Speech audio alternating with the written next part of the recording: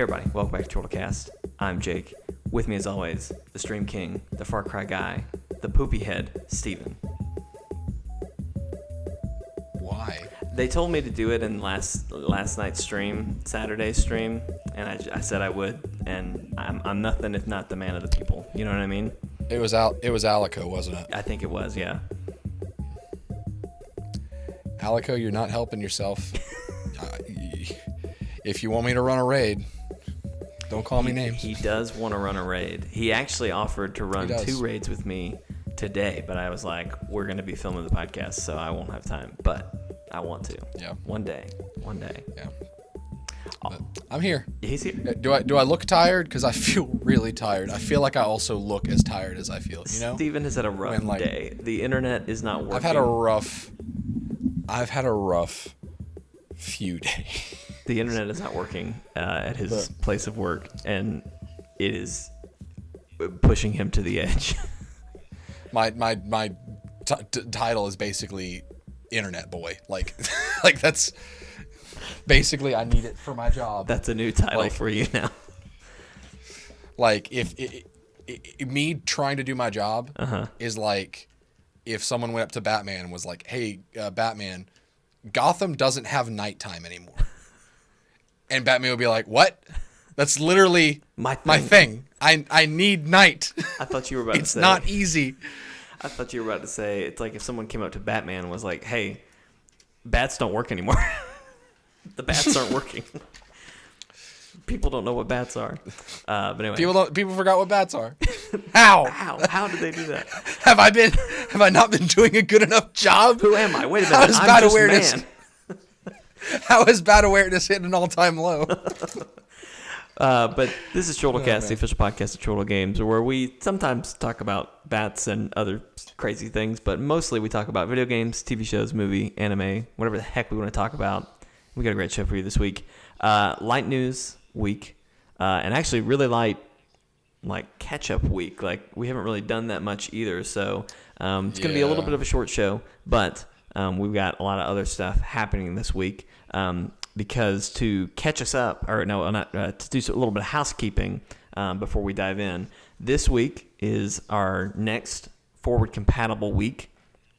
For those of you that don't know or maybe missed last month, forward compatible is a new show that we're doing, or series that we're doing on the channel, where Steven takes a game that he played at least 5 years ago and kind of takes a look back at it and sees if it's compatible with today's kind of modern gaming styles and if he's still compatible with it and that sort of thing. So it involves live streams. It involves a review at the end of the week. And it also involves what you're going to see right after this podcast, a preview where basically Steven and I discuss why he loved the game that he's doing and what was great about it or what he remembers being great about it. Just basically previewing what we're going to see the rest of the week. And this week's game is Alan Wake. Yes. And also, in addition to the live streams and the review and the preview, forward compatible also involves you guys. Right. The whole idea of, like, basically everything is pushing towards reviewing the game. Mm-hmm. The final thoughts of, is this game as good as I remember it being back when I played it, or is it better or worse, whatever.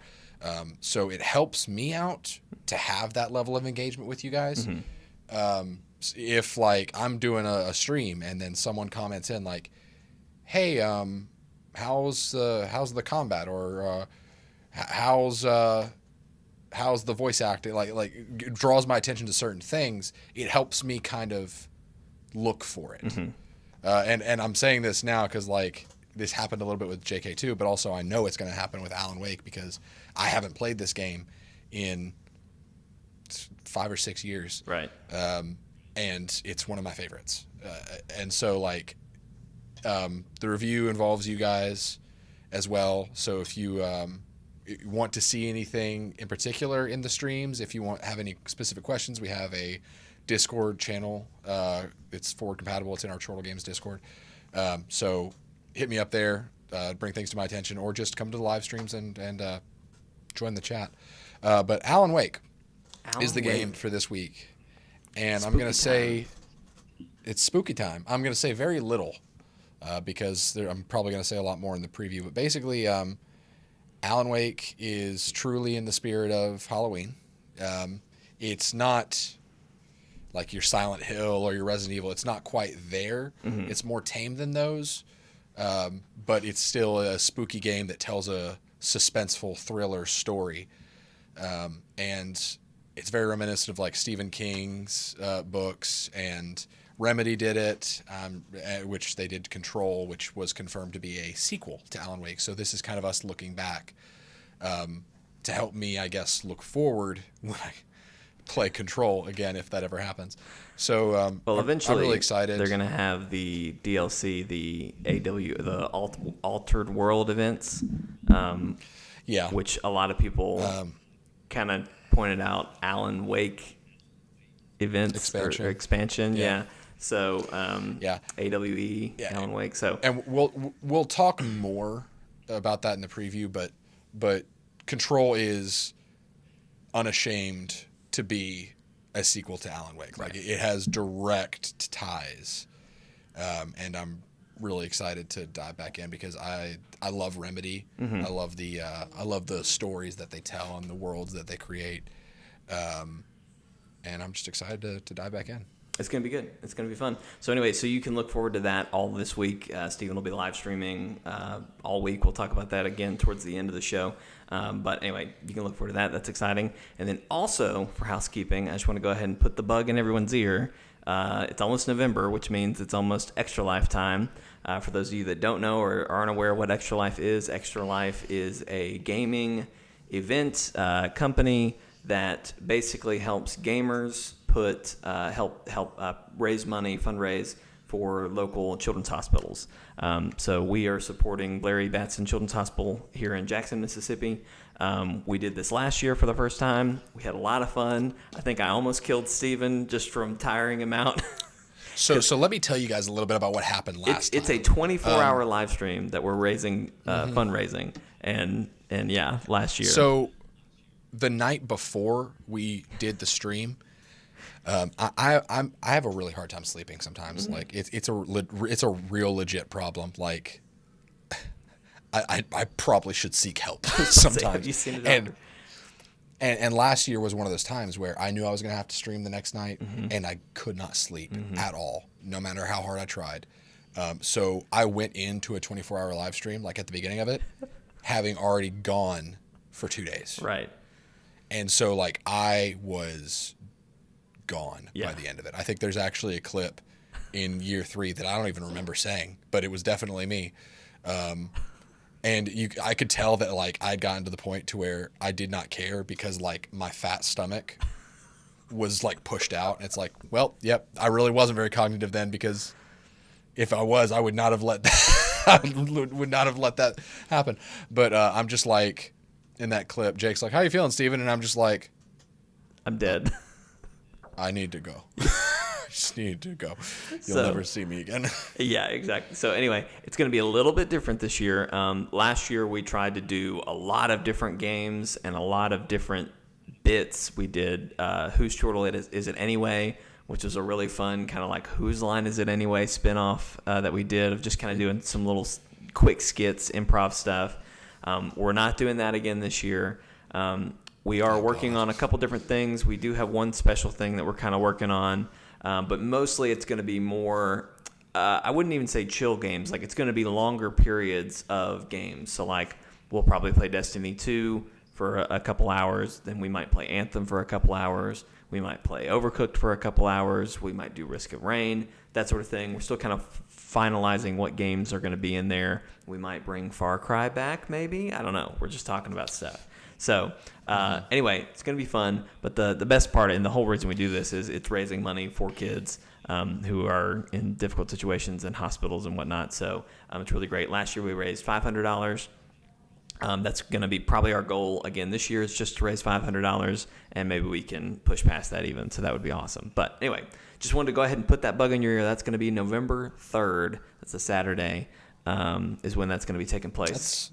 That's soon. It's so soon. Like it's a lot soon. That is so soon. I think it's like 3 weeks away, something like that. That's why I wanted to go ahead and put it in your ear, let you know. Save up some, Full save up disclosure. some money, just a little bit to donate. Full disclosure. This is the first time I'm hearing the exact day. You guys are getting my raw reaction. I thought it was like 2 weeks after that. Wow. Okay. Yeah. Better start sleeping now. Better start storing up that sleep. But anyway, the other fun thing, I'll mention this too. We don't know what they're going to be yet, but last year we did rewards where like I think it was pay $10 and you can pie Jake or Steven in the face or something like that. And so that made us like $170. And like 100 of those dollars were made to pie me in the face. Exactly. Pretty much all. Yeah. Yeah. So anyway, we will have similar stuff to that. If you have an idea of like something that we could do, it's not guaranteed that we'll use your idea, but we are open to suggestions. So if you want to go to our Discord, you can get to that in the description of this video. If you want to go to our Discord, we have like a game recommendation channel. Put something in there, just say for Extra Life, an Extra Life reward, or even if there's a game you'd like to see us play that we play, right. we can do that, something like that. So anyway, go do that. We'd appreciate it. But anyway, so that's all the housekeeping I have, unless, Steven, you have some brand new announcement that I don't even know about.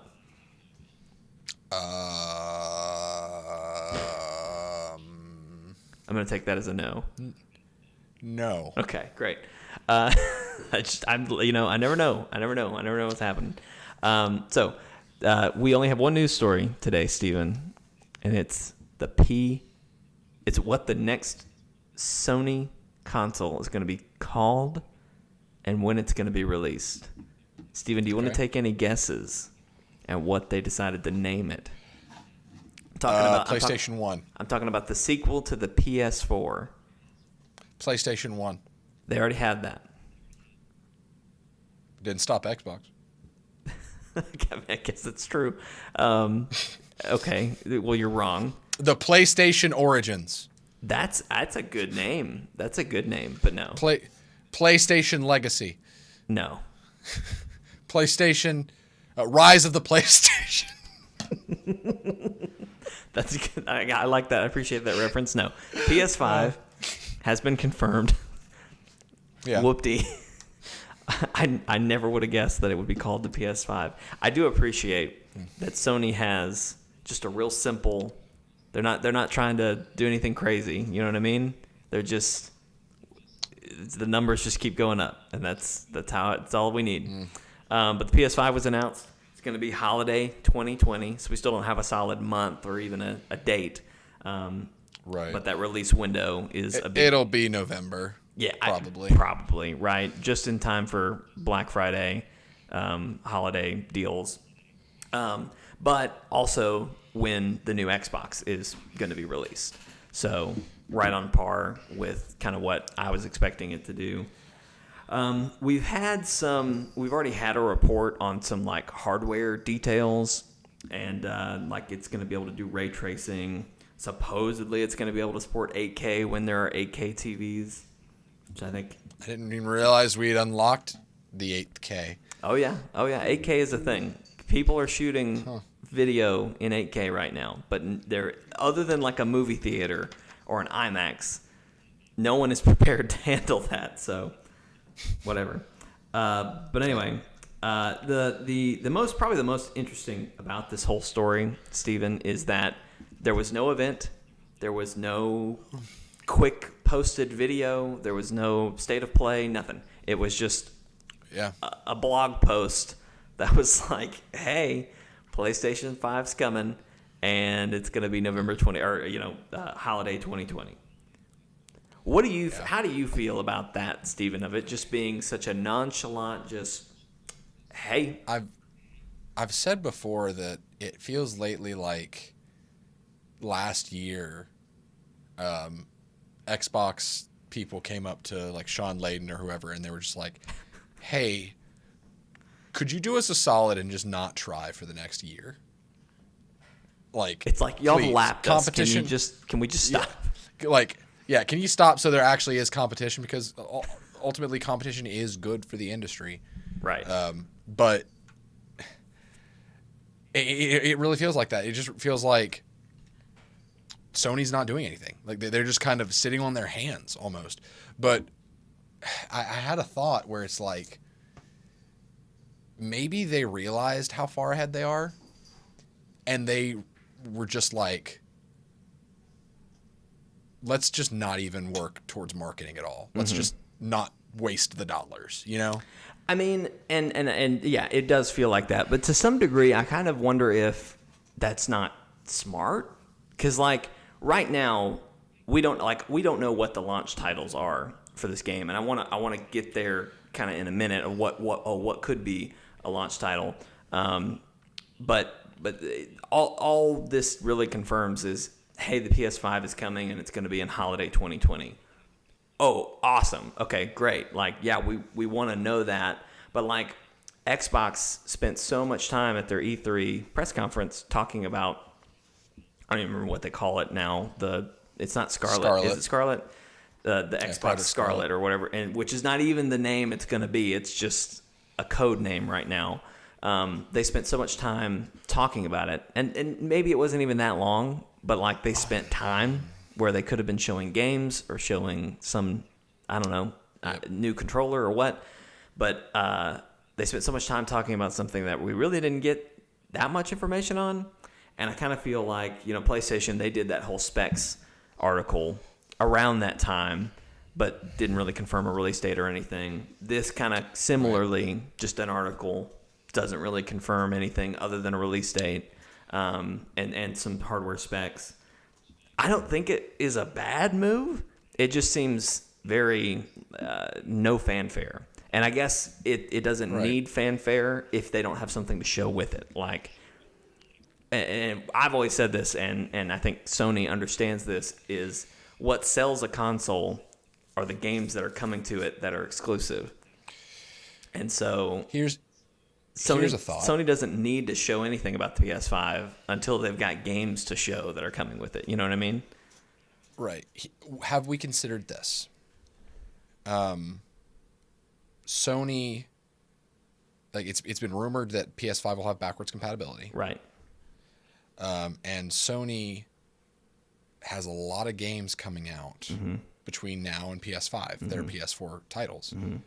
Have we considered that maybe because Sony decided to make the announcement in October, that they are not making such a fanfare so that they won't undercut sales of the PS4 in this holiday season? That's totally true. Absolutely, totally true. Because like with all the games coming, like Death Stranding, they expect is going to sell. There's another one coming out next year, Last of Us 2. Last of Us is coming out, and so like, what if they're just kind of being hush hush to where those like us that do podcasts and consume every bit of information that we can, we can be like, oh hey, it's totally coming, but the general public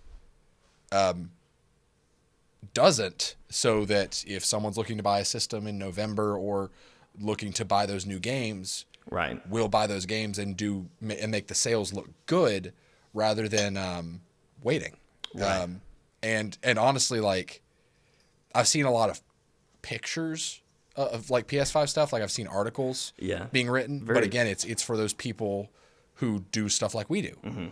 But you've got those parents out there and the kids who may follow certain things, but like if there's not a video to watch that or to report on, really, it's not much of a story. So right now, like even we don't have much to say about the PS5. So like honestly, that's the only like logical thing I can think of, is that they know that the hype is where it needs to be a year out.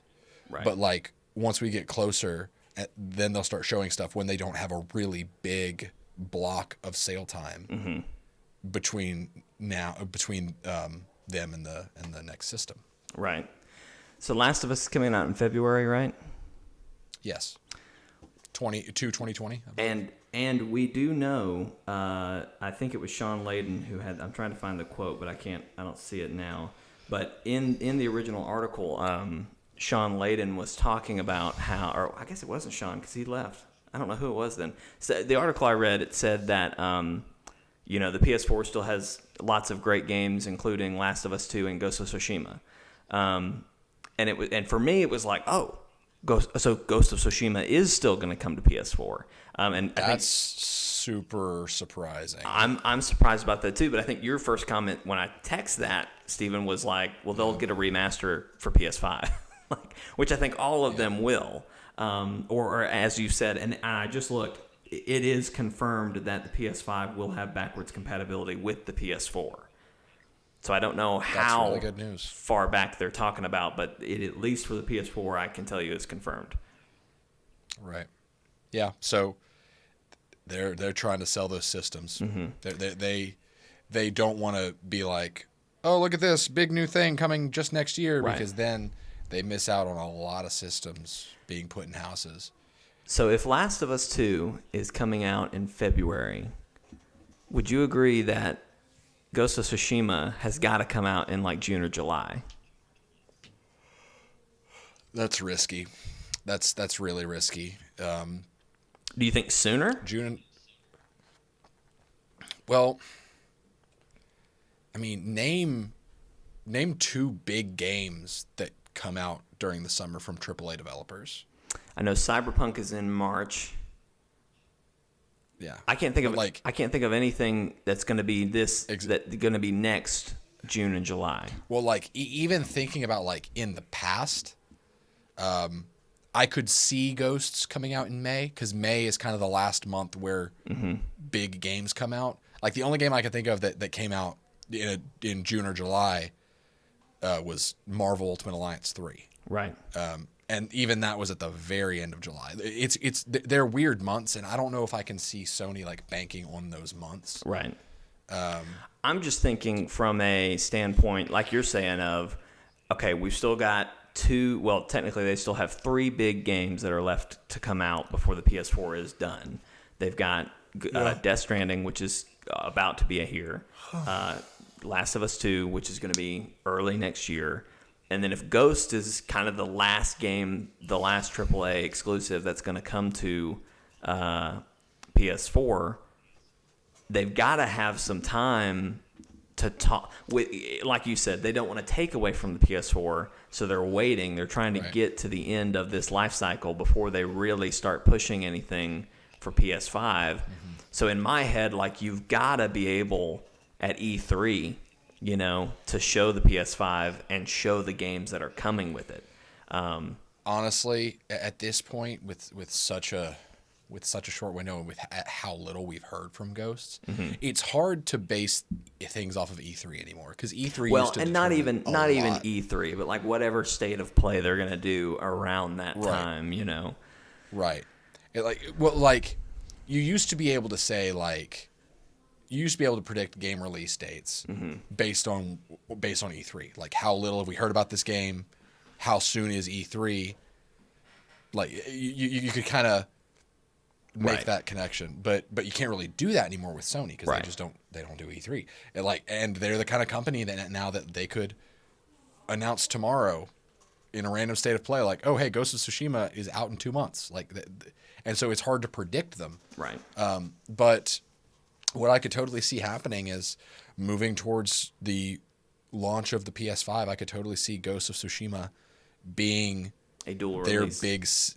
a dual release, honestly, because they need a game to show how powerful the PS5 is. And I mean, obviously they're probably going to have others, but to have a game that they can compare, they could even do the whole switcheroo thing on you, where they show in a state of play, this is gameplay of Ghost of Tsushima on PS4, and then wipe the screen, and this is what it looks like on the PS5. They could totally make it to where people are like, oh, that's why I need a new system, but also not come off as an underhanded company that promises this game on PS4 and then is switch it to just kidding. PS5, you have to, I could totally see that happening. It could work in their favor.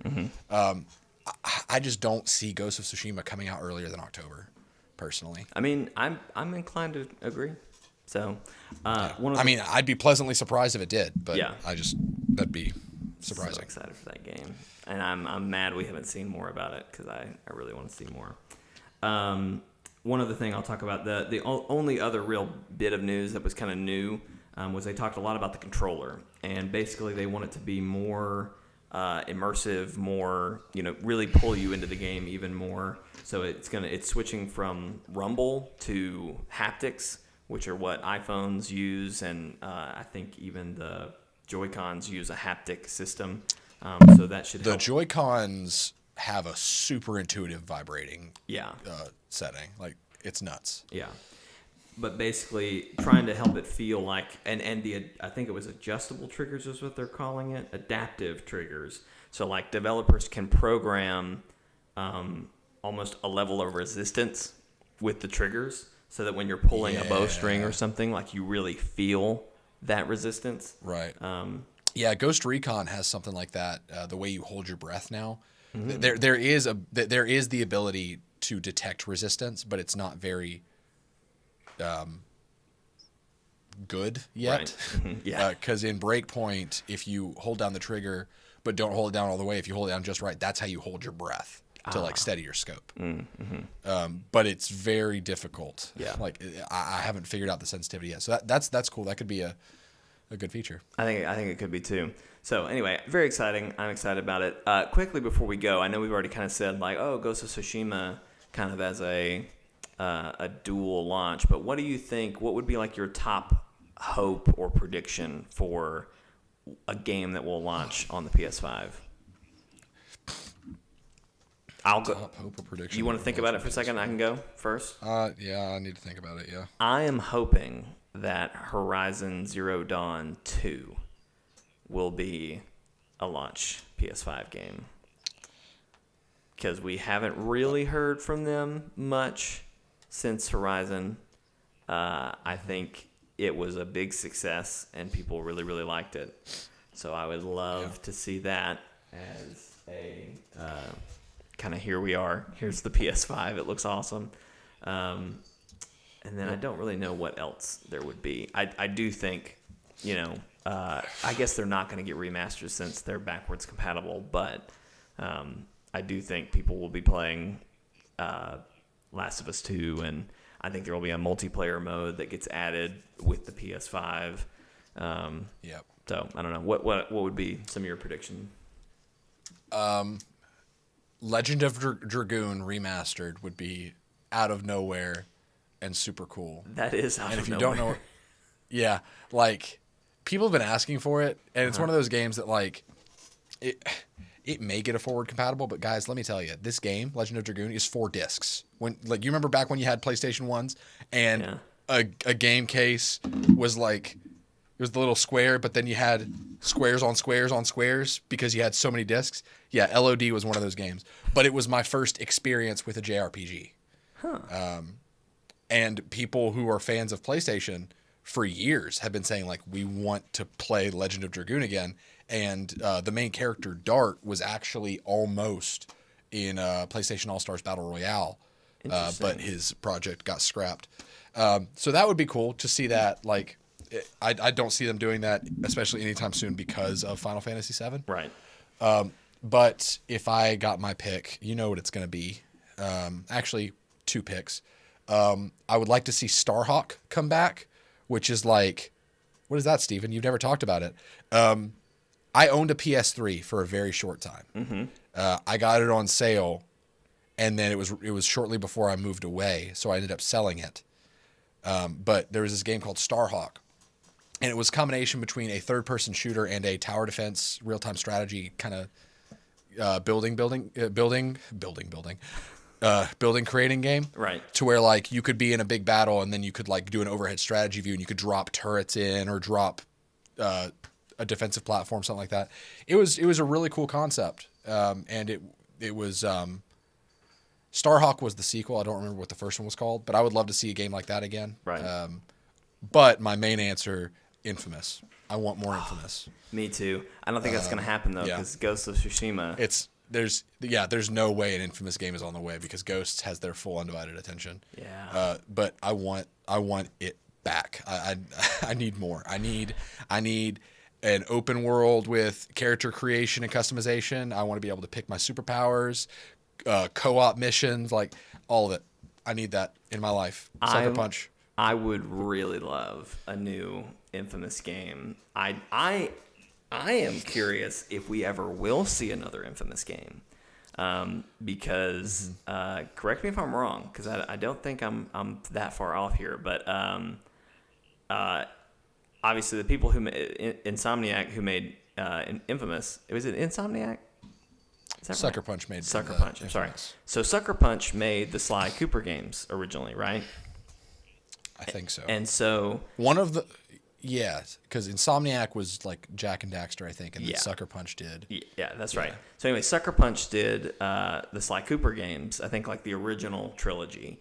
And then basically they dropped off of that and started doing Infamous. And I think someone else did like the most recent Sly Cooper games, like the Sly Cooper in Time or A Thief in Time or something like that, whatever it was. Great game, really fun. So I think someone else did that. I don't know that it was Sucker Punch. But anyway, Sucker Punch did Infamous, and then they did Infamous 2, and then they did Infamous Second Son, and now we got Ghost of Tsushima. So, like, in my head, Infamous is done. Like, maybe we'll get somebody else coming back and reviving it, but I don't know that we ever will. So. They left Infamous on, like, to me, it felt like a big cliffhanger. Oh, yeah. Because, like, I don't know what ending they decided was canonical, but to me, it kind of made sense to make the evil ending canonical. Are you talking about Infamous 2, or are you talking about Second Son? Second Son. Okay. Second Son. Because in the good ending, like, he stopped the evil lady, things were fine. I don't remember much about the good ending, but in the bad ending, like, Delsin goes dark. Like, he nukes the people from his home. Right. And then he goes and releases all of the other conduits. And he I believe he says that he shakes everyone's hand on their way out, which means he got everyone's powers.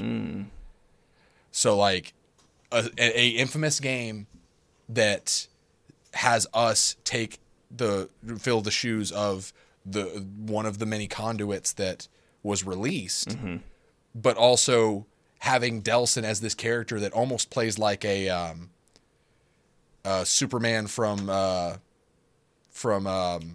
the fighting game Injustice, or the guy from The Boys, who I can't remember his name, like kind of a Homelander, like a tyrannical superhero kind of thing, and we need to try to stop him together. Like, that's a really good setup for the new Infamous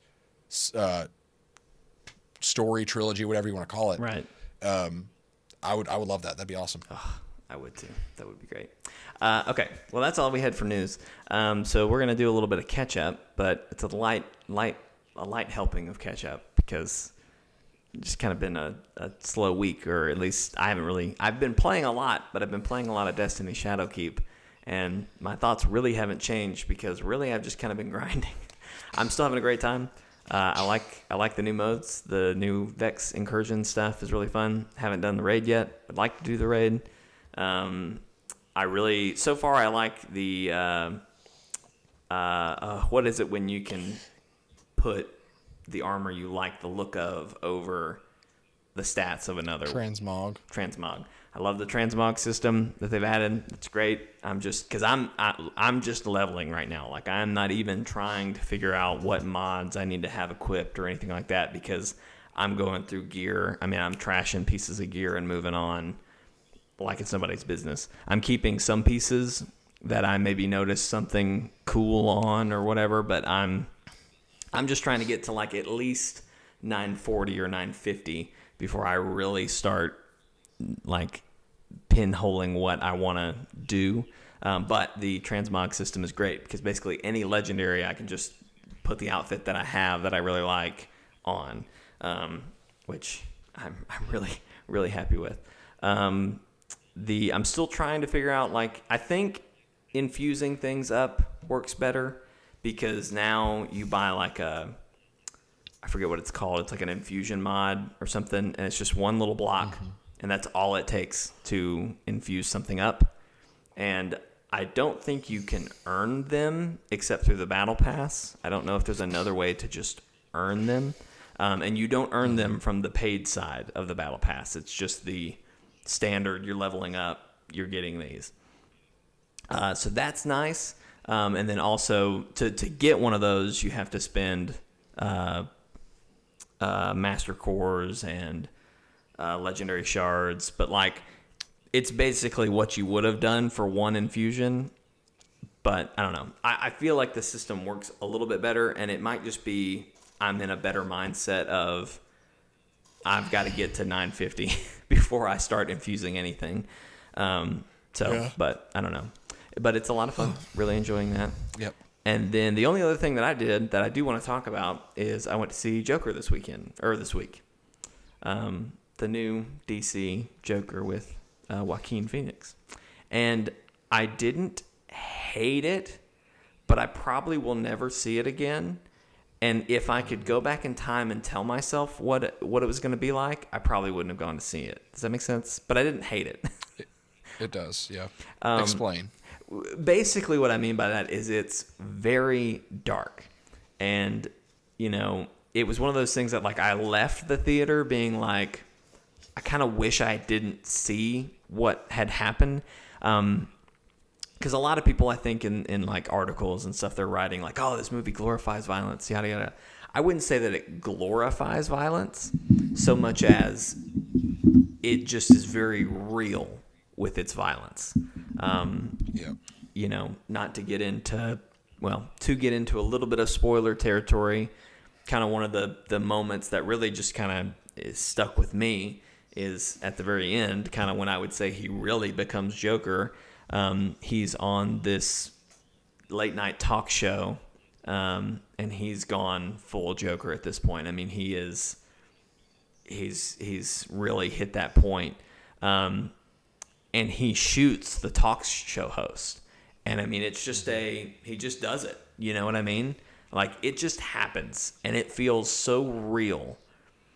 And I don't know, just the reactions of people, and just, I don't know, the world we live in now, it.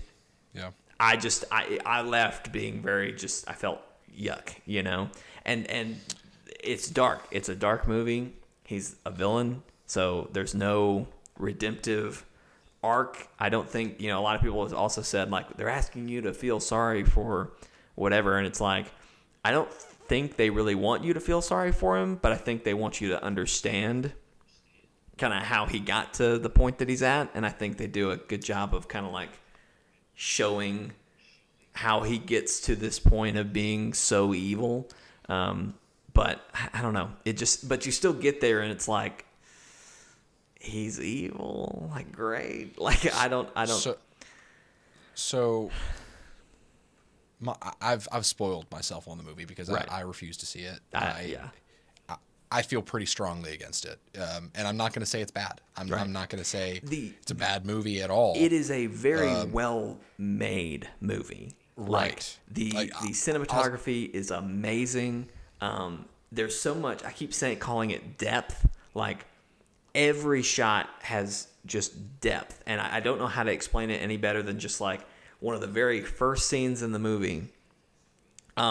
It's Joaquin Phoenix. He's putting on makeup for his clown act, and you've seen it in trailers. He's like making himself smile, but he's crying. There's a lot to unpack from just that. But one of the shots that's a wide shot from behind him that shows the mirror, Batman's face is in the mirror. Like, the mirror is a Batman mask. There's like two lights that are the eyes, and then there's stuff draped on the mirror to make 2 points in the glass. And it kind of, the way it comes down, like it forms the kind of the sides of his mask, and literally Batman is staring at you in front of him. And it's like, there's so much stuff like that of just, there's so much going on screen at once. So very well done. And a great performance, but the subject is what I don't like. That's kind of the takeaway that I've gotten on all of my reading and what I've listened to and watched. is that the creators of the film, like the director, the DP, right, and Joaquin Phoenix, like, do an excellent job. But the fact of the matter that at least I've gathered is, it takes the concept of mental illness, right, which is a very personal concept for me, especially, and people say it's like, it doesn't glorify violence, it's about like mental health, and I kind of scoff at that because it's like, is it though? Because like, if it was about mental health, it would bring a call to action, like, hey, we understand that there are people that are going through these similar struggles, but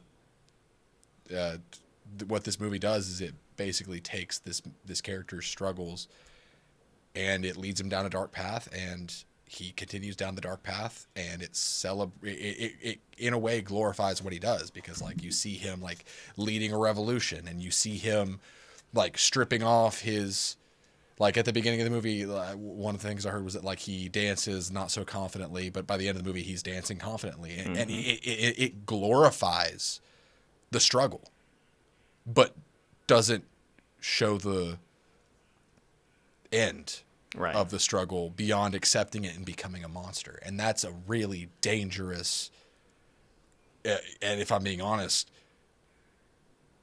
inconsiderate, negligent, whatever you want to call it, it's a very dangerous thing to portray. Yeah. I mean, because and I totally understand. Go ahead. What? No. You can finish your thought. I can totally see, and I'm not one of those people that's just like, oh, censor these movies. You need to make laws on what can and can't be made in art. I'm not saying that at all. I just feel like people going in should know that serious, mature themes are going to be discussed.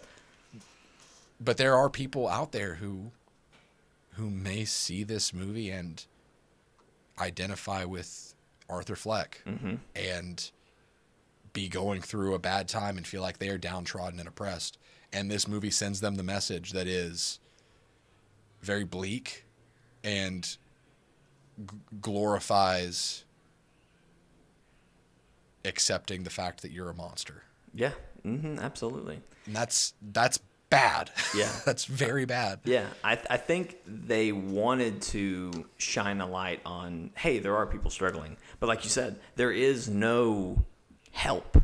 Like, there is no what he should have done. The light is shown. You know? Yeah, the light is shown, but that's it. And all that really does is, again, people who struggle look to fiction sometimes to see characters that they relate to.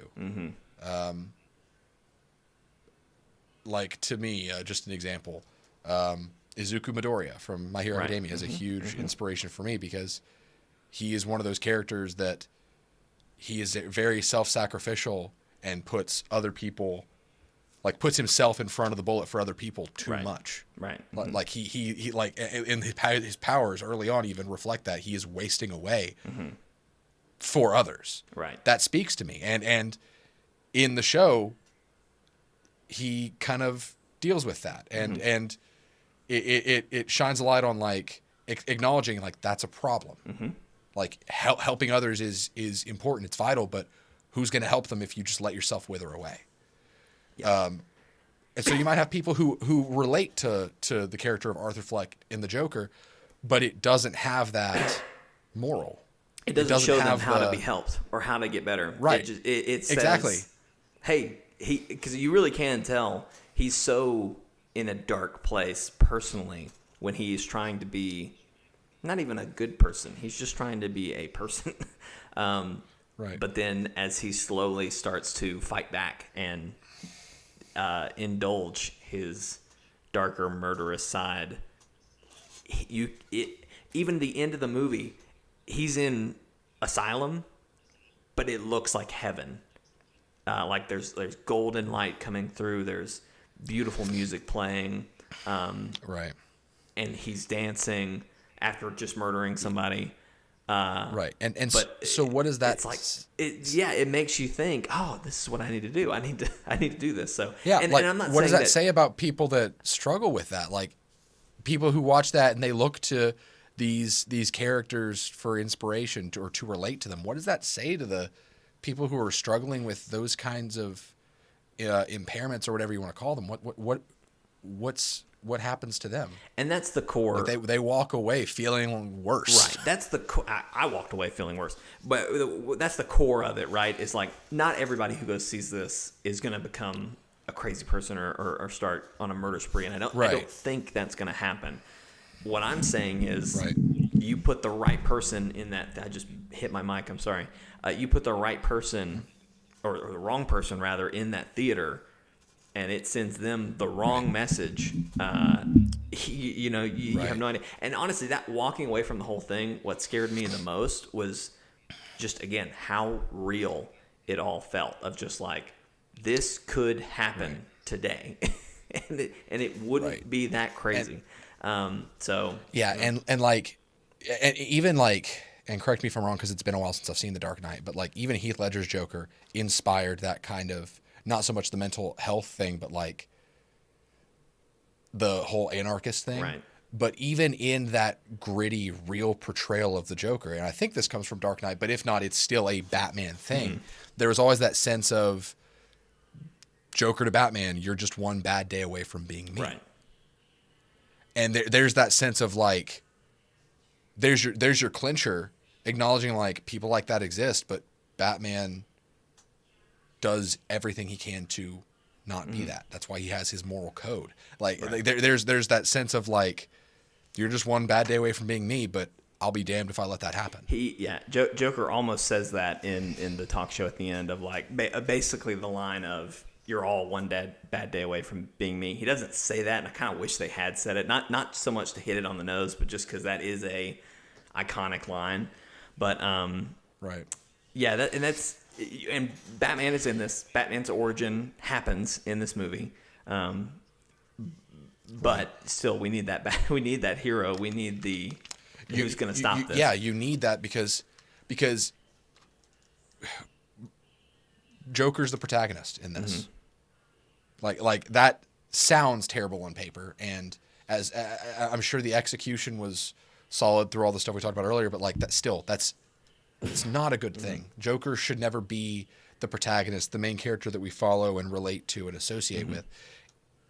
He is not meant to be that. Right. He is always meant to be a foil, the problem. Like, and the reason he works so well is because, again, you're just one bad day away from being me. That whole concept of like Batman versus the Joker. Batman sees himself into the Joker, and that terrifies him. But what happens when you remove Batman from the situation? It's just, hey, people are terrible. Yeah. Mentally ill people have struggles. Good night. Like, right. That's terrible. Like, and when crafting art, like, and I dabble in writing, but I'm not going to claim to be an artist. I never will. But to me, it seems really important that when creating a piece, especially one like this, that can give such a strong response, you need to have something to say. Like, you need to know what you want people to take away from it. And that's probably my biggest problem with the Joker, is that it feels like it was created just because. Right. Just because it would make money, or they wanted to make an artistic film that thrives on the bleak and the dark and the gritty and just the nihilism. And I hate the idea of nihilism, and I hate that nihilism is becoming more of the standard in our society. And it just seemed like a lot of people were like, oh, it was a movie that just really resonated with, especially how things are today. It's like, okay, resonated and being something you needed to hear are two completely different things. Yeah. And I don't know. Go ahead. You can finish. That was it. That was it. Just to kind of wrap up on this, the other thing I'll talk about, the last thing I'll talk about is just talking about, since we're talking about the character of Joker. I liked Joaquin and this movie's take on the Joker. I half expected hearing this Joker origin story just because I, in general, hate Joker origin stories. But I'm actually okay with this. Right. And it's a really nice crescendo of how he is Arthur Fleck and he becomes the Joker. And especially in the last 15 minutes of the movie, he is the Joker. The only thing I wish they had taken it even a step further, because he's still kind of Arthur Fleck becoming the Joker at the end. And I guess what I mean by that is I think of even Heath Ledger, but I think of Mark Hamill's Joker, who's just always making a joke, always whatever, and Arthur is doing that. They're horrible jokes, but I don't know. I just wish he had gotten to more of that goofy side, but he still was kind of he was still kind of on a. And this sounds weird after what we've all just said, but he's still a person still at this stage, and I wish they had just taken it full. He's crazy. He's a lunatic kind of at the end. But the last scene, I mentioned in the asylum, he is thinking about how Bruce is parentless now, and the therapist is like, "Why are you laughing?" He's like, "Oh, I'm just thinking of a joke." And she's like, "Do you want to share?" And he's like, "You wouldn't get it." And I just got such Killing Joke vibes from that. So I liked what they did with this Joker story from a comic book standpoint, but I still don't like the movie for what all we've just talked about. But anyway, moving on, we'll get out from there. Steven, you have been doing kind of an interesting project this week, which is why you haven't really played any other games that we normally would. You've been playing a lot of XCOM, working on basically a Sentinels mod. And for those, Sentinels is a card game that Steven's played and is really a big fan of. So I'm not making mods. I'm implementing them make a game. Yeah. This is probably the most niche thing I've ever done. Very few people know about Sentinels of the Multiverse, which is a shame because it's amazing. Mm-hmm. But basically what I've been doing, I've been kind of testing the waters of what kind of ridiculous campaign I can make with, I think my final count is around 120 mods, something like that. It's a pretty ridiculous number. Yeah. And I was like, you know what I should do? I should, instead of, making friends and family and having them fight to the death with aliens like I always do, why don't I just take characters that I know and try to make an army under that theme? Right. And I've done that a little bit in the past where I had an army that had characters from various video games. I had Delta's team from Republic Commando and the Payday Gang and Uncharted people, the Far Cry main characters. I had that in an XCOM 1 playthrough. That was a lot of fun. Mm-hmm. So at this one, I did Sentinels of the Multiverse, which is really great. It's actually worked out too well because I'm basically taking taking characters from another game where they have very clearly defined powers, abilities, and roles and stuff, all that kind of stuff, and plugging them into a game to kind of figure out how would this character work over here.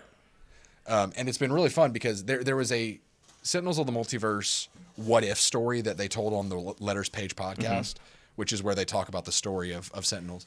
And it was a story about an alternate timeline in which Baron Blade is actually a good guy, I think is this timeline.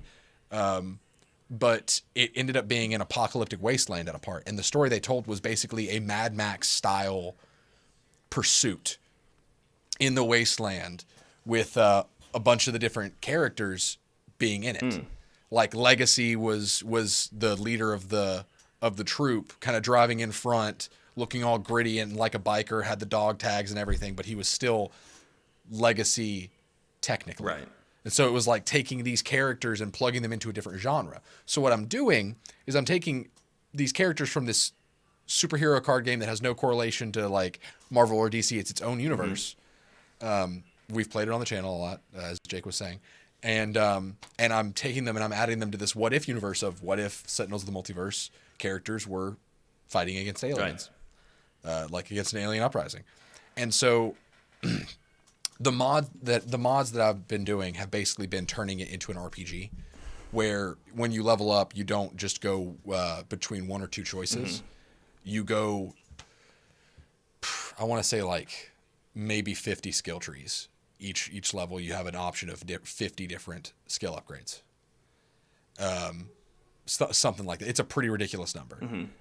And every soldier can use every weapon, but their proficiencies are determined by how they level up and all that stuff. So basically, I'm able to create anyone I want with a bunch of different possibilities. Yeah. Like, you know how XCOM is. Like, it's like military. You've got your sniper, your heavy gunner, your engineer, grenader, and your assault. Yeah. And you also know, like, the Sentinels characters. But what if I told you that I found a way to make Captain Cosmic totally work in XCOM as is? That's wild. That's how modded I have this game. Yes. So basically, like, to give some examples, Legacy, I'm going to do like 3 examples here.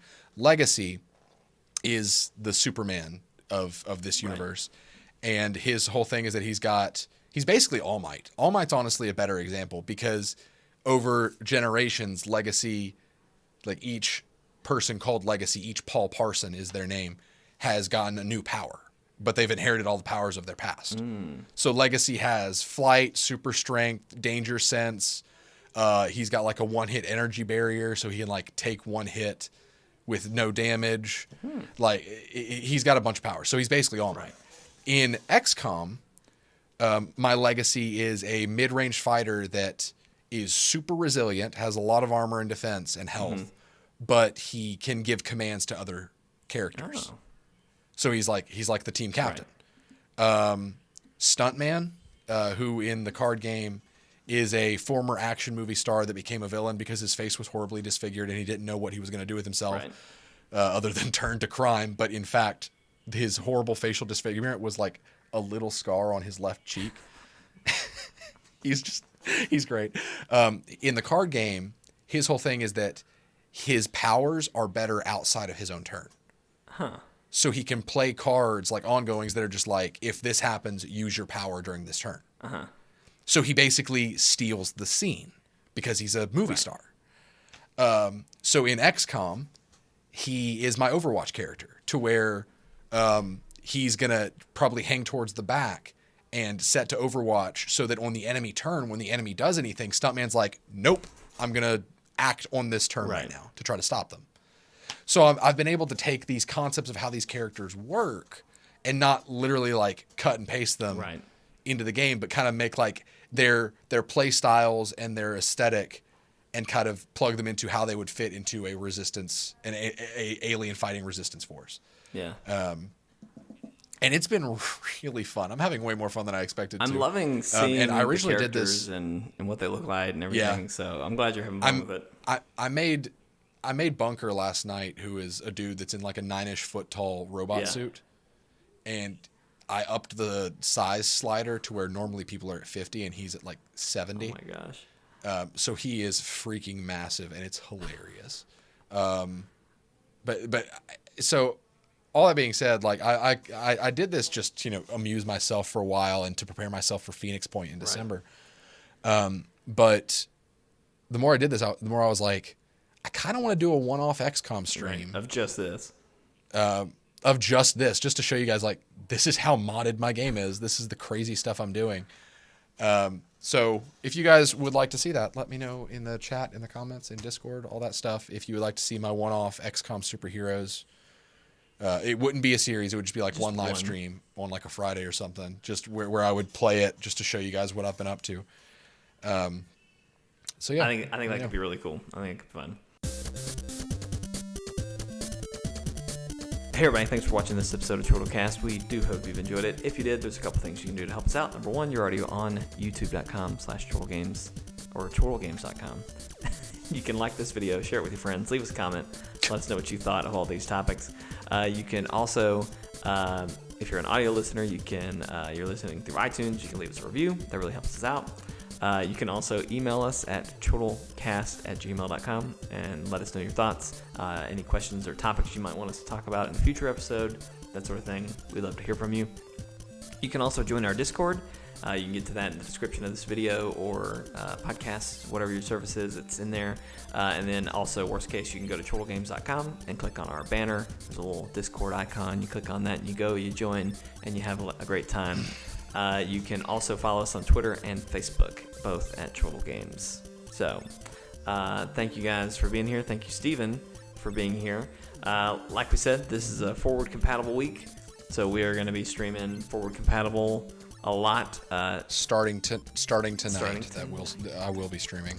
Alan Wake, first part will be tonight, right after this podcast. Yeah, get your spooky pajamas. Oh, spooky pajamas? Come.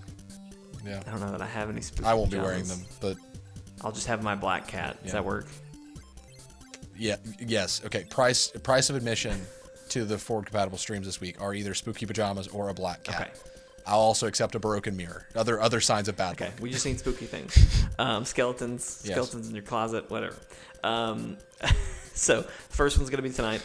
Right after this podcast, the premiere of the preview is going to go live. So basically that's just where it's kind of the first part. We're going to talk about what we loved, what Steven loved about the game, why it was good, what he expects, and yada yada. And then we'll be live streaming throughout the week. We will still have a Let's Play on Wednesday, so look forward to that. It's going to be me, Steven, Anna, and Lee Allison playing Lovers in a Dangerous Space-Time. Ooh, that was a fun one. A lot of fun. So that'll be Wednesday. Not going to interrupt anything. Steven might still stream that night. You never know. So just for this, it really is important that you subscribe, hit that notification bell, follow us on Twitter or something, and join the Discord. Join the Discord. Discord's a big place to because that's just when you'll know when things are going to go live. And normally Steven's really good about hey, I'm probably going to stream tonight, just giving everybody a heads up, and then we'll let everybody know once we are live. But Discord is the best place to know because, normally, especially when I do a solo stream, I don't really have the capability to post on social media because I feel like it takes me long enough to post on Discord, and I have a really hard time just being hey, hey, welcome to the stream. Yeah, this is me on my phone. But anyway. So this will take up pretty much all the live streams this week. We might get to Saturday and Steven's finished Alan Wake, and we might do something else. But for the most part, this is what we're going to be doing. But tune in, hang out. It'll be a lot of fun. And then that's pretty much it. We'll have another podcast next week. A lot of great stuff to talk about. I'm sure we'll have a lot of fun, and we'll have a review for Alan Wake, forward compatible or not. You never know. We're going to find out at the end of the week. It's going to be great. Steven, any closing words or thoughts you'd like to say? I haven't forgotten Alico. Ooh. Just don't call me a poo-poo head anymore. He's coming for you. We'll see you next time. You won't see me, though.